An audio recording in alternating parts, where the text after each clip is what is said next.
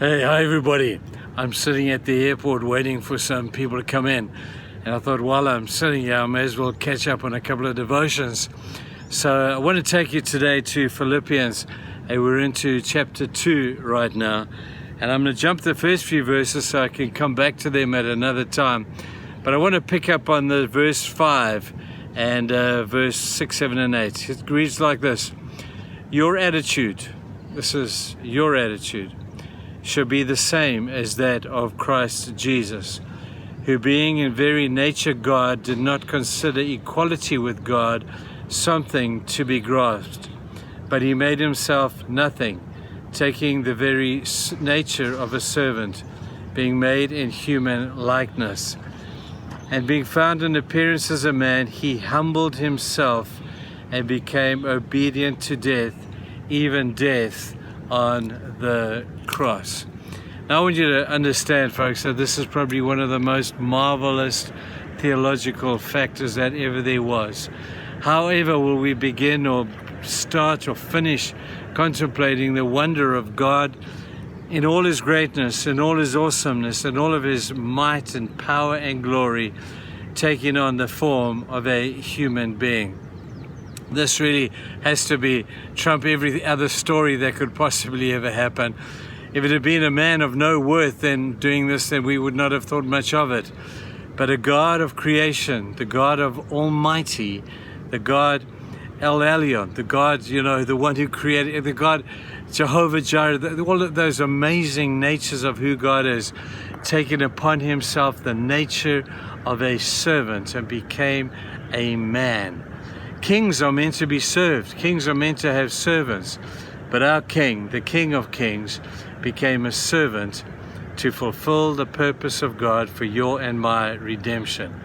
If ever you get contemplating something that just blows your mind, this has to be it.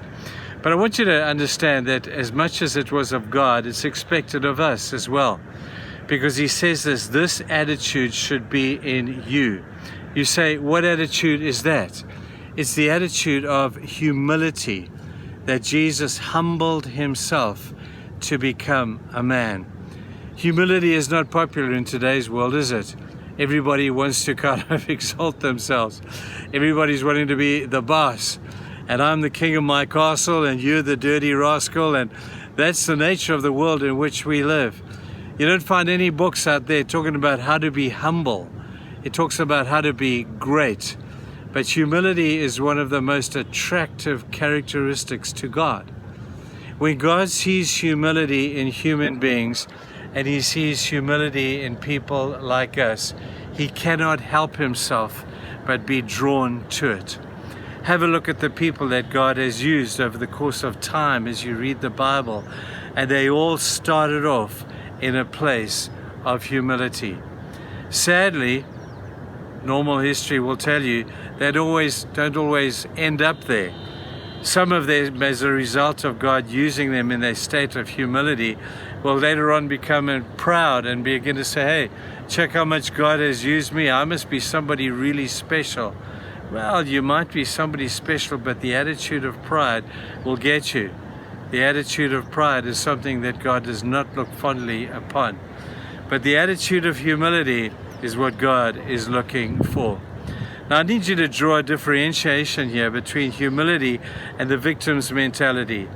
A victim mentality person is one who says, oh, woe is me, I can't do this, and I just feel so humbled that God would want to choose me. Now people, that's a victim's mentality. A victim's mentality, if it is genuine, will say, God can't possibly use me.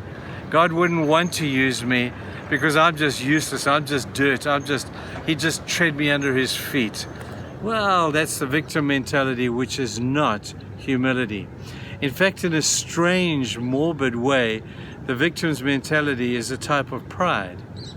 But a true humility is somebody who, like Jesus, is able to lay down who he is to take on another cause far bigger than anything else.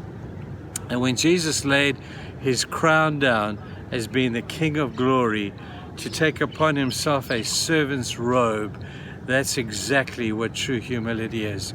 When greatness becomes littleness for the cause of something much bigger. That's what humility looks like. God may call you, and I hope you don't come like Moses or like Gideon and say, oh, I'm of no worth, I'm of uselessness, I come from a weak family of a weak nation of nobodies. And when you come with that, God can't use you.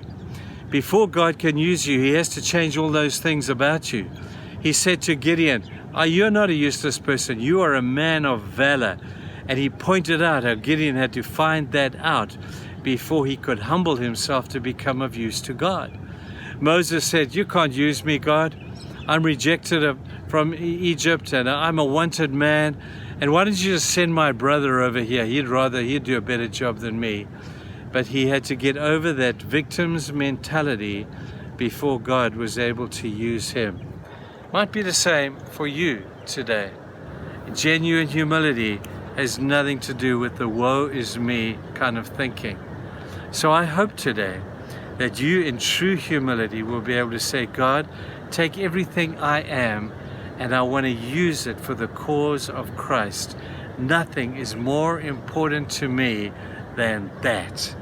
And when you show that sign of humility, God can't help Himself but say, that's my man, that's my woman, that's my boy, that's my girl, who's willing to lay down their lives like Jesus to take on a cause for Christ that requires humility.